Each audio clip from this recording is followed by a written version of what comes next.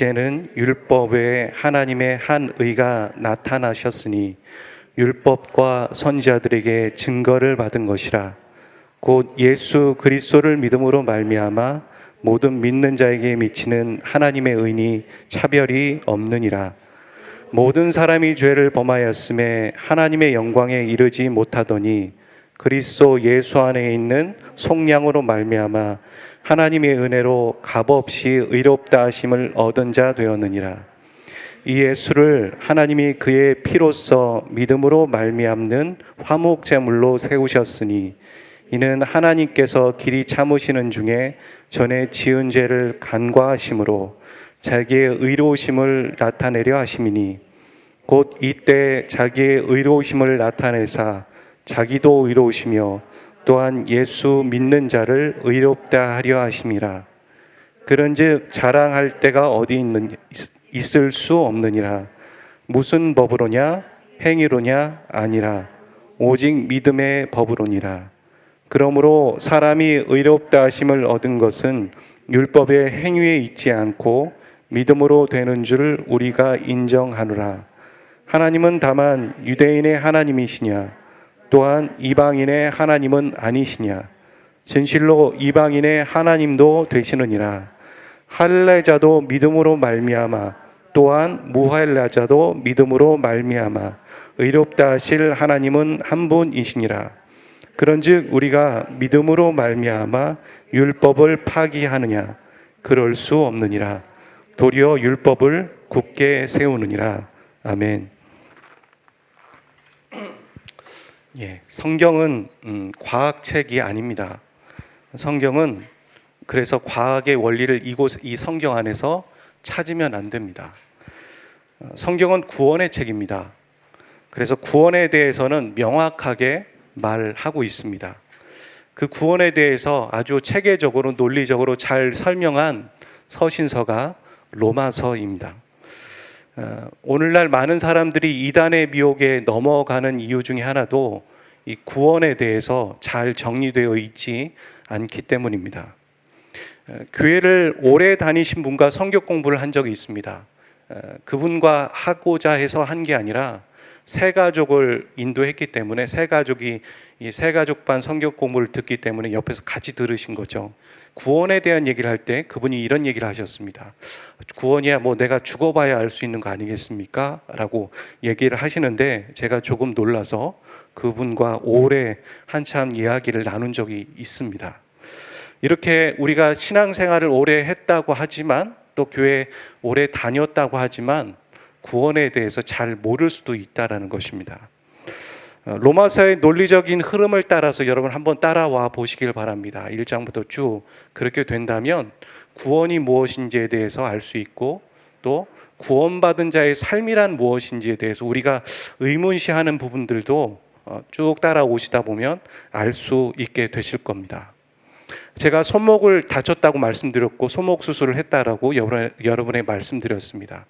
그 진단을 받으러 의사한테 갔었을 때 의사가 저를 엄청 야단쳤습니다. 어떻게 손목을 이렇게 해가지고 여기까지 올 수 있냐고. 그냥 뒀으면 손목을 못 쓸 수도 있었다 이렇게 얘기를 하면서 혼났습니다. 의사한테 혼나는 게 처음이라서 좀 어안이 벙벙했고 좀 당황스러웠는데 그 의사가 저를 혼내는 이유를 나중에 수술을 하고 병원에서 입원을 하면서 알 수 있었습니다. 그 의사는 일을 잘하는 사람이었고 또 그 손목 분야의 전문가였습니다. 그리고 그가 회진하는 모습들을 보면 다른 의사와 다르게 비교가 되더라고요. 환자를 요목조목 잘 살펴보고 챙기는 모습들을 보면서 그가 혼낸 이유가 있다라는 걸 알았습니다. 환자를 고쳐주기 위해서 그리고 환자를 사랑하는 마음이 있기 때문에 그가 혼내는 거였습니다. 이와 똑같이 하나님이 우리에게 모든 사람은 죄인이라고 말하는 말들에 대해서 어떤 사람은 심기가 불편하고 혼나는 것 같습니다. 일상을 살아가면서도 말씀을 읽을 때 하나님이 나에게 어떤 얘기를 하실 때 보면 마음이 찔리는 걸 넘어서 혼나는 것 같습니다. 하지만 혼나도 괜찮습니다. 왜냐하면 하나님의 의도는 우리를 고쳐주기 원하시는 거고 그 사랑 안에서 담겨진 징계이며 또 지적이시기 때문입니다. 이 진단은 하나님이 우리를 정확하게 보고 계신 겁니다. 인간은 모두 죄인이라는 거. 그리고 이 진단은 하나님이 우리를 고쳐주기 원하셔서 그 사랑의 의도에 담겨져 있기 때문에 진단하고 계신 겁니다. 모든 사람이 죄인이라는 말은 모든 사람이 똑같다라는 얘기고, 모든 사람에게 기준을 동일시해서 하나님이 우리 모두에게 기회를 주고 싶으신 겁니다. 인간이 모두 죄인이라서 스스로 구원할 수 없죠. 결국에는 하나님이 움직이시는 것밖에 없습니다. 그 다음에는 우리는 간혹 이런 질문을 하죠. 하나님이 죄 지은 인간에게 찾아오셔서 우리에게 말씀하시길, 야, 너 죄 없는 걸로 쳐줄게. 그럼 되잖아. 야, 퉁치자. 뭐 이렇게 말씀하시기를 원한다라는 거죠. 그렇게 하시면 안 되는가? 이런 생각들을 하곤 합니다. 물론 죄 지은 사람의 입장에서 봤을 때 그게 없는 걸로 쳐줄게 하는 말이 좋을 수 있겠죠. 하지만 그건 엄밀히 따져서 불의한 것이고 불법입니다. 옳은 것이라고 말할 수 없는 것이죠. 어찌 보면 우리가 하나님 앞에 이렇게 얘기하는 겁니다. 하나님, 불의한 걸 한번 해보세요. 이렇게 말하는 거랑 똑같은 거가 되는 것이죠. 하나님 이런 방법을 쓰어서 우리를 구원하지 않으셨습니다. 다른 방법을 사용하셨습니다. 의로운 방법입니다. 그것이 오늘 본문의 로마서 3장 22절에 나오고 있는데, 22절을 한번 읽어보도록 하겠습니다. 22절 시작. 곧 예수 그리스도를 믿음으로 말미암아 모든 믿는 자에게 미치는 하나님의 의인이 차별이 없느니라. 그러니까 우리가 알고 있는 대로 예수님께서 십자가에서 죽으셨습니다. 그리고 부활하셨습니다. 그리고 이 예수님을 믿는 것이 우리가 구원받는 방법이라는 겁니다. 그렇다면 또 다른 질문이 나옵니다. 왜 예수님이 굳이 죽으셔야만 했는가? 라는 생각들을 하게 되는 겁니다. 왜 죽으셔야지만 우리의 죄가 용서함을 받는가라는 생각들을 하게 되는 거죠. 교통법규를 어기면 그에 따른 벌칙금이 주어집니다. 그걸 일명 딱지라고 말하는 거죠. 그걸 없는 걸로 치자고 얘기해서 없어지지 않습니다. 이 차가 폐차될 때까지, 폐차가 되기 전에 딱지 벌금을 내야지만 폐차를 할 수 있습니다. 그렇게 따라가는 게 벌칙금입니다. 그런데 누군가 찾아와서 내가 네 벌금을 대신 내줄게 이렇게 말하면 그것이 해결되는 겁니다. 그것을 대납이라고 말하는 거죠. 그런데 죄에도 경중이라는 게 있습니다. 교통법규를 어기는 건 범칙금을 부과하면 끝나는 것이지만, 만약에 사람을 죽여서 그 사람을 사체를 유기했다면 범칙금으로 끝나지 않습니다. 그럼 구속이 되는 거고 무거운 형벌이 그 사람에게 주어지게 되겠죠. 그렇다면 하나님이 우리 모두를 죄인이라고 얘기했는데 그 죄의 그 형벌은 무엇일까요? 우리가 지은 죄에 대한 그 죄의 무게는 어떤 것, 죄질은 어떠며 그 죄에 대한 형벌은 어떤 것일까요? 성경은 말하고 있습니다. 창세기 2장 17절에 보면 그러죠. 선악과를 먹게 되면 네가 죽게 될 거다. 죽는다라고 말하셨습니다. 그러니까 우리가 그 죄, 하나님 없이 살고자 하는 마음의 형벌은 바로 사망이고 사형입니다. 인간은 하나님 앞에서 죄를 짓고선 육체적인 죽음이 오기 시작했고 영적인 죽음이 왔습니다.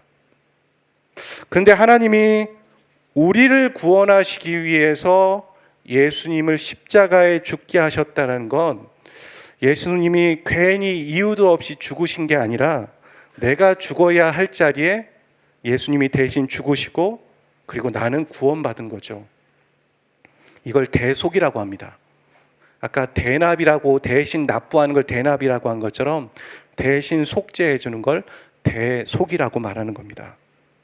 이게 바로 의로우신 하나님의 방법이셨습니다. 로마서 5장 17절 앞으로 보게 될 텐데요. 로마서 5장 17절은 이렇게 말하고 있죠. 같이 한번 읽어보겠습니다. 시작. 한 사람의 범죄로 말미암아 사망이 그 사람을 통하여 왕노릇하였은즉 더욱 은혜와 의의 선물을 넘치게 받는 자들은 한 분 예수 그리스도를 통하여 생명 안에서 왕노릇하리로다. 하나님은 예수님과 우리를 맞바꾸셨다는 겁니다. 우리가 죽어야 할 자리에 예수님이 대신 죽으셨다라는 것이죠. 로마서 3장 22절을 다시 한번 살펴보면, 그래서 예수 그리스도를 믿음으로 말미암아, 이 말은 어떤 예수님을 믿는 것입니까? 나의 죄를 대신해서 십자가에서 죽으시고 그 부활하신 예수님을 믿는 겁니다. 근데 그 예수님이 요셉의 아들로 태어나시긴 하셨지만 33살에 죽은 그냥 청년 갈릴리에 사는 예수가 아니라 그 이상으로 하나님이셨다라는 거죠. 우리를 위해 하나님이 자신을 맞바꾸신 겁니다. 그 예수님을 믿을 때 우리 안에 구원이 있는 것입니다. 성경은 말입니다, 우리가 굳이 알지 않아도 되는 것을 알려주고 싶어 하진 않습니다. 예를 들어서 예수님이 구름 타고 오신다고 했는데 그 구름이 뭉게구름인지 먹구름인지 굳이 말하지 않습니다. 하지만 구원에 대해서는 명확하게 말하고 있습니다. 그래서 성경은 구원의 책입니다. 이렇게 내가 한 게 하나도 없는데 그냥 거저받는 것을 무엇이라고 말하냐면 은혜라고 말하는 겁니다. 이런 구원의 방법, 은혜를 우리는 본능적으로 익숙해 할까요? 어색해 할까요? 어색해 합니다. 우리가 살아가는, 또 지금 살아가는 모습들은 대부분 은혜가 아닙니다. 다 조건부입니다. 야, 네가 이렇게 해주면 내가 이렇게 해줄게, 이런 겁니다. 사회에서도 그러죠. 고객님, 이거 가입하시면 이거 공짜로 드려요. 거짓말이죠. 공짜로 주는 게 아니라 가입을 한다는 전제 조건이 있기 때문에 그것을 주는 거일 뿐입니다. 부모도 아이에게 이런 얘기를 하지 않습니까? 야, 네가 이거 잘하면 내가 이거 해줄게. 야, 네가 이번에 중간고사 성적 잘 맞으면 내가 이거 해줄게. 항상 조건부라는 거죠. 제가 부모와 자녀의 관계가 또 어떤 디스를 하려고 하는 것이 아니라 우리의 삶의 현주소가 그렇다는 겁니다. 우리의 죄인된 인간의 모습들은 항상 조건부입니다. 이거 해주면 이거 해줄게 라고 말하는 것이죠. 그런데 하나님은 우리를 구원하시기 위해서 조건을 달지 않으셨다는 거예요. 그걸 봤을 때 어색한 겁니다. 왜 그렇게 조건을 안 달지? 뭔가 있는 거 아니야?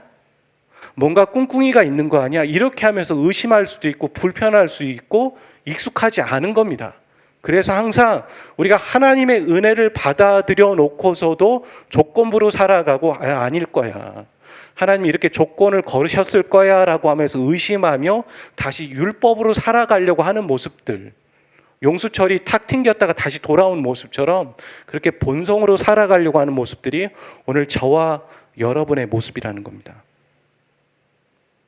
여러분, 하나님이 왜 우리에게 조건을 달지 않으셨습니까?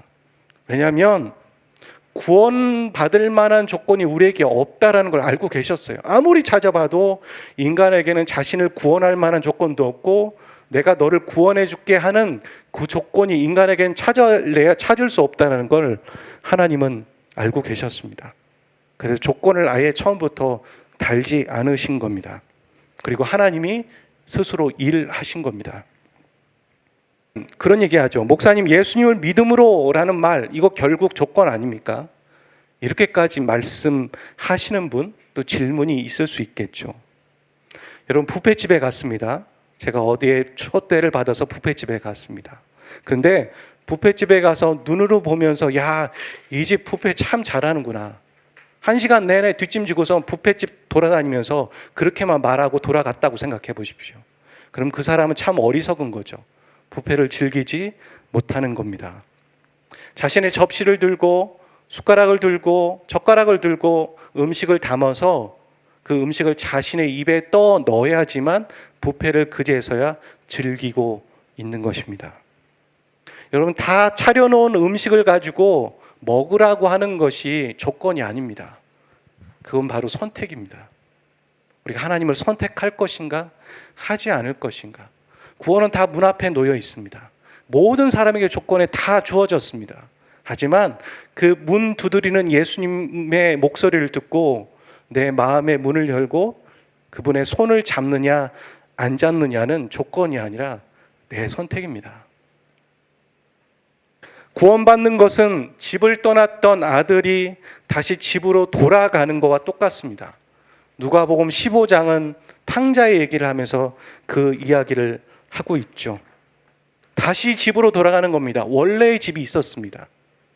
낯선 곳이 아니라, 남의 집이 아니라 원래 자기가 있어야 될 곳으로 돌아가는 것, 회복, 그것이 구원입니다.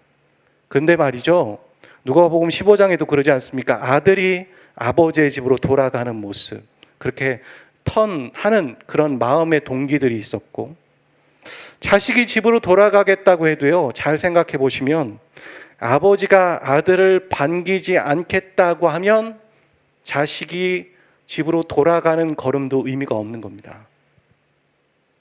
아버지가 아들을 맞아주겠다라고 했기 때문에 자식이 돌아가는 걸음도 의미가 있는 것이죠. 그래서 믿음으로 구원받는다는 말은 내가 믿어드리지 이런 말 아닙니다. 내가 믿음으로 하는 거잖아 이렇게 말하는 게 아닙니다. 주어가 나에게 있지 않습니다. 믿음으로 구원받는다는 말은 은혜로 구원받는다는 말입니다. 하나님이 다 차려놓으신 것에 내가 굳이 선택만 했을 뿐입니다. 그래서 그것도 은혜인 것이죠. 이렇게 믿음으로 구원받는다는 예로 오늘 본문 안에서 4장에서는 아브라함을 예로 들고 있습니다. 바울이 봤어요. 바울이 생각해 보니까 구약을 잘하는 사람이죠. 바울이 보니까 아브라함이 하나님에게 선택받았던 것이 신약의 성도들이 하나님의 그 믿음으로 구원받는 것과 똑같더라는 거예요. 그래서 바울의 얘기를 하고 있습니다. 여러분, 아브라함이 하나님으로부터 선택을 받고 믿음의 조상이고 복의 통로가 되겠다고 했던, 그러니까 하나님이 아브라함을 선택했던 동기와 이유가 무엇일까요? 성경은 말하지 않습니다. 왜 말하지 않냐면 아브라함에게는 없기 때문이에요. 아브라함은 그냥 한 사람이었어요. 근데 하나님이 그냥 선택했을 뿐입니다. 로마서 4장 1절과 2절은 그렇게 얘기하죠. 그 아브라함에 대한 얘기입니다. 같이 읽어보도록 하겠습니다. 시작.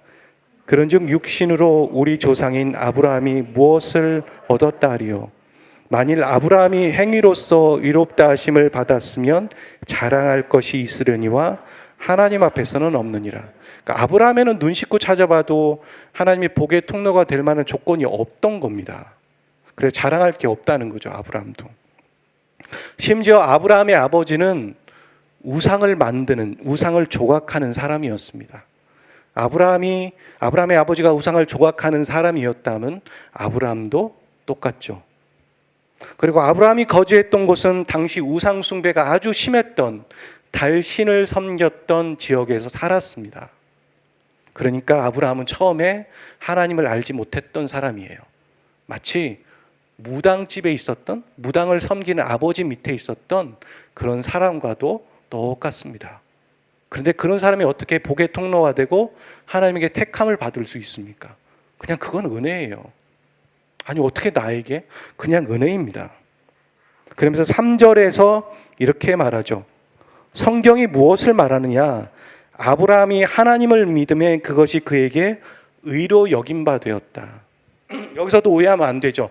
아브라함이 하나님을 믿은 것이 아니라 다 차려놓은 밥상에 아브라함이 그냥 숟가락을 얹었을 뿐이라는 거죠. 그런데 하나님은 그 숟가락 얹은 걸 보고 그래 인정한다라고 의로 쳐주기로 결정하셨다라는 거예요. 이게 어마어마한 은혜인 것이죠.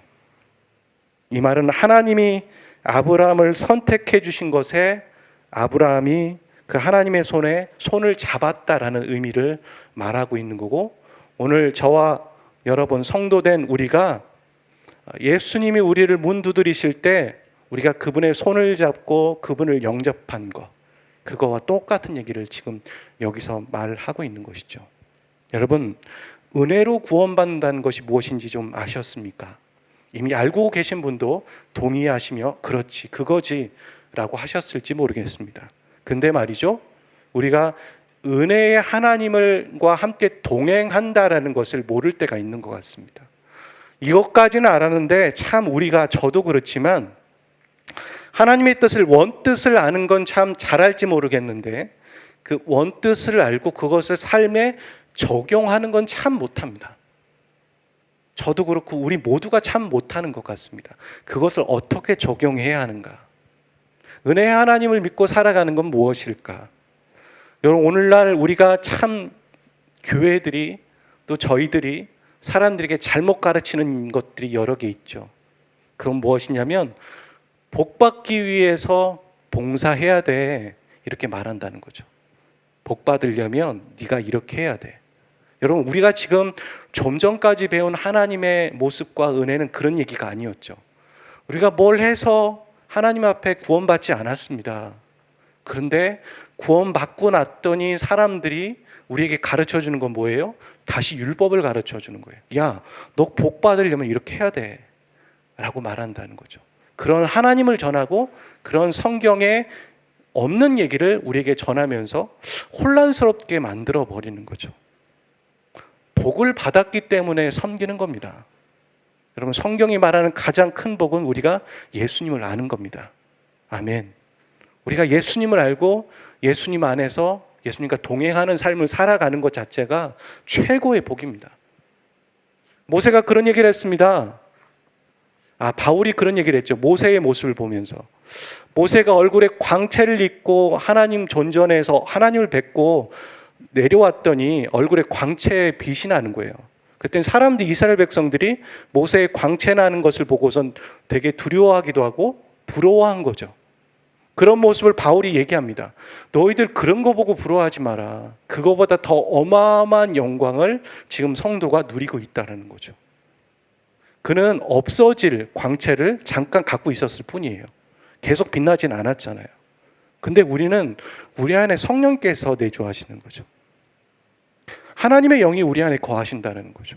이 어마어마한 영광을 우리는 누리고 있지만 마치 미운 오리 새끼처럼 자기가 백조인지를 모르고 그렇게 살아가고 있는 것 같다는 거죠. 성경은 그런 얘기를 하고 있습니다. 이미 복을 받았기 때문에, 이미 하나님의 자녀가 되었기 때문에 그 사랑에 감동하여, 그 사랑에 감격하여 반응하는 것이 섬기는 것이고 예배이고 신앙생활이라는 것이죠.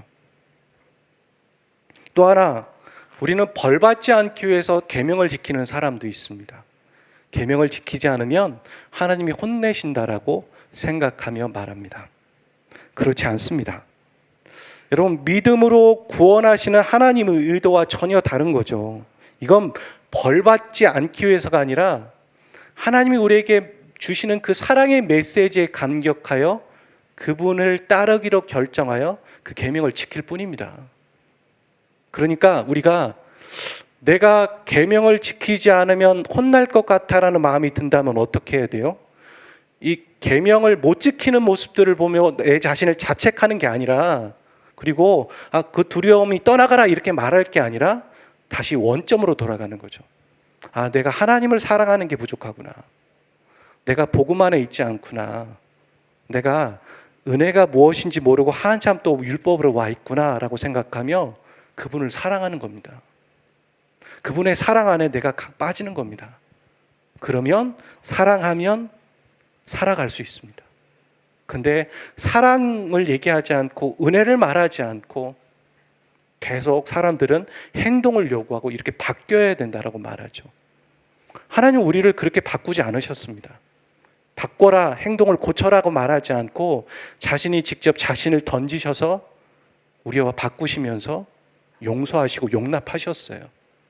그리고 그 사랑에 감격한 사람들이 인생이 바뀐 거고 삶이 변화됐을 뿐입니다. 우리는 그 원리로 또 다른 사람들을 섬겨야 되고 기다려야 되며 내 자신도 봐야 되는 것이죠. 우리 자신을 자책하는 게 있으십니까? 은혜로 돌아가십시오. 하나님이 우리를 얼마나 사랑하시는지 성경을 통해 다시 한번 묵상하십시오. 그리고 성경이 아니더라도 잠잠히 하던 걸 멈춰서 하나님 한번 불러보십시오. 하나님이 나를 어떻게 사랑하셨는지. 그러시다 보면 다시 원래의 모습들을 회복하실 수 있고 사랑에서 시작된 섬김과 은혜에서 시작된 계명을 지키는 것이 되어질 수 있을 것입니다. 어찌 보면 우리는 참 우리가 편한 대로 그리고 우리가 알고 있는 대로 그렇게 성경을 이해하려고 하고 또 그렇게 가르쳐 왔으며 우리가 만들어 놓은 하나님을 이해하려고 했는지 모르겠습니다. 그걸 다 내려놔야 합니다. 그리고 하나님이 뭐라고 하시는지를 다시 한번 생각해 봐야 합니다. 성경이 말하고 싶은 건 예수님입니다. 예수님의 이야기를 묵상하면서 그분과 인격적인 만남으로 한 주를 채워가시는 저와 여러분 되시기를 주의 이름으로 축복드립니다. 지식을 쌓아가려고가 아니라 성경을 폈을 때 그분을 알려고 성경을 읽어가 보십시오. 성경을 펼 때 이렇게 한번 해보십시오. 당신을 알기 원합니다. 나의 주님을 알기 원합니다.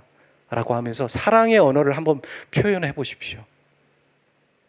나의 경험과 지식을 다 내려놓고 이미 내 안에 계신 성령님, 여러분 주석책보다 훨씬 뛰어난 분이 이분이 이 안에 계세요. 저자가 이 안에 계신 거죠. 그분 앞에 아무것도 없다라고 생각하고 난 아무것도 아니라고 생각하고 성경을 펴고 주님 말씀해 주세요. 이 한마디면 족합니다. 그리고 성경을 천천히 읽어 내려가 보십시오. 분명히 하나님은 우리 안에서 말씀하실 것입니다. 구원받는 것은 하나님의 가족 안으로 초대받는 겁니다. 주기도문에 그러죠. 하늘에 계신 우리 아버지라고 얘기하라고. 예수님이 말씀하시는 건요, 하나님과 예수님이 계신 가운데에서 우리를 초대하시면서 야 우리 아버지야 라고 말씀하시는 거예요. 그분의 관계 안으로 초대받는 것이 구원이고 신앙생활이며 성도의 삶입니다. 한 사람이 식사 초대를 받았습니다. 어느 집에. 근데 그 사람이 식사 초대를 받아놓고서는 방을 구경한답시고 이 방 저 방 돌아다니면서 여기 몇 평이에요? 이 평당 얼마예요? 이 가전제품 얼마예요? 그러고만 있는 겁니다. 그러면 안 되죠. 초대를 받았으면 식탁에 앉아서 초대해준 주인의 눈을 마주치고 주인과 대화를 하며 주인을 알아가는 겁니다. 그러면서 차려진 잘 음식을 즐기는 게 식사 초대를 정확하게 누리는 거죠.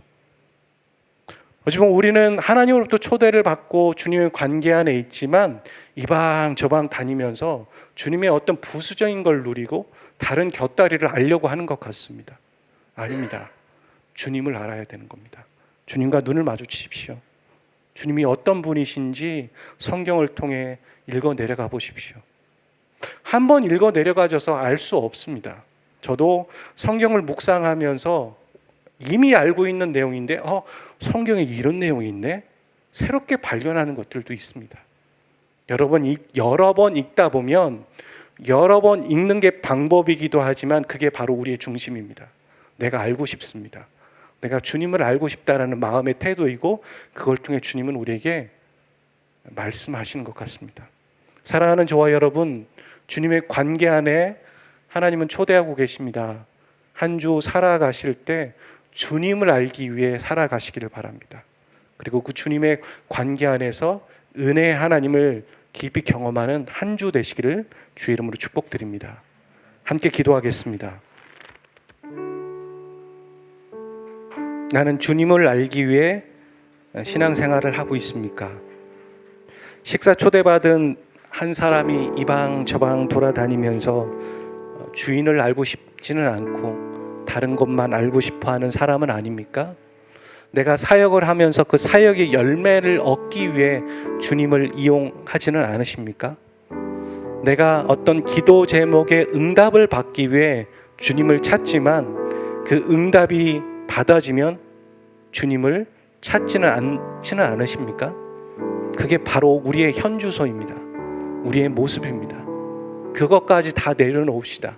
사역의 열매, 기도의 응답 다 내려놓읍시다. 그거 다 내려놓고 내 주님 알기 원합니다. 주님 사랑합니다. 이렇게 한번 고백해 보십시오. 주님 사랑합니다. 주님 알기 원합니다. 그 안으로 우리가 기도하며 나가기를 원하고 주님이 아닌 것으로 채우려고 했던 우리의 모습들이 있다면 정직하게 고백하기를 원합니다. 우리의 기도의 소리가 우리 귀에는 들릴 정도로 기도하기를 원합니다. 같이 기도하겠습니다.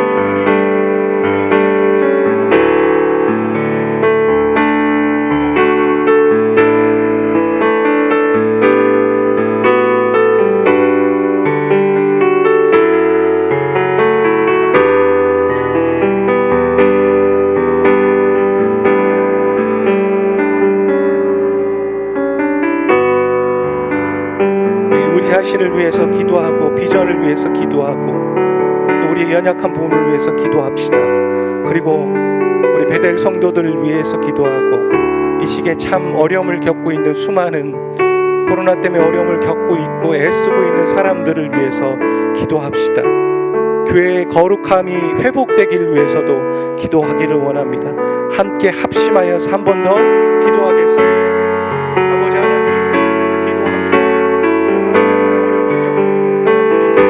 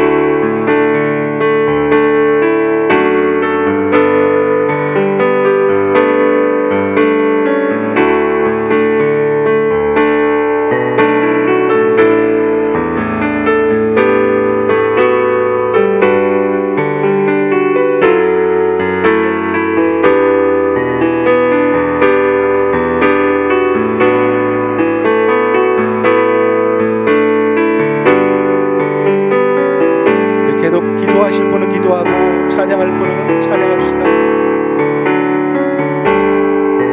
주의 사랑을, 주의 사랑을, 주의 선하심을,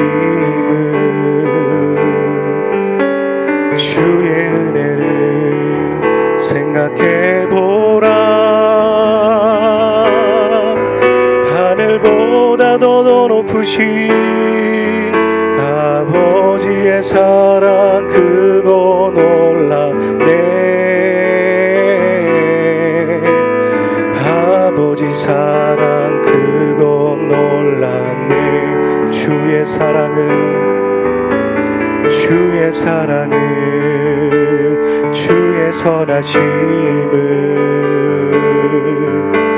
주의 은혜를 생각해보라.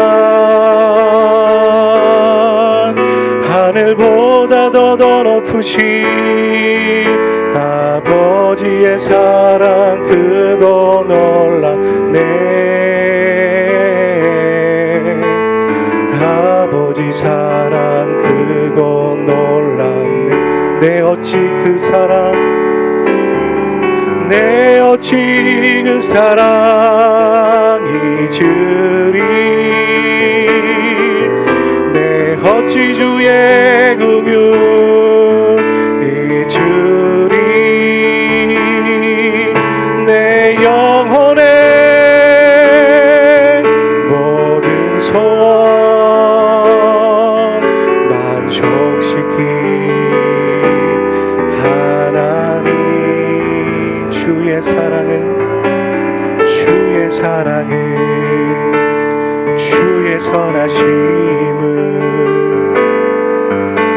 주의 은혜를 생각해보라. 하늘보다 더 높으신 아버지의 사랑 그거 놀랍네.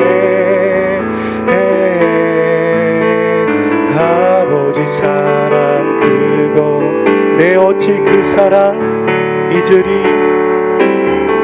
내 어찌 그 사랑 잊으리. 내 어찌 주의 긍휼 잊으리.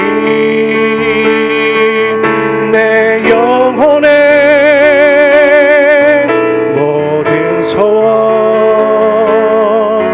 만족시킨, 나 길을 잃고 헤맬 때, 나 길을 잃고 헤맬 때 그 사랑 날 찾아 내셨네. 내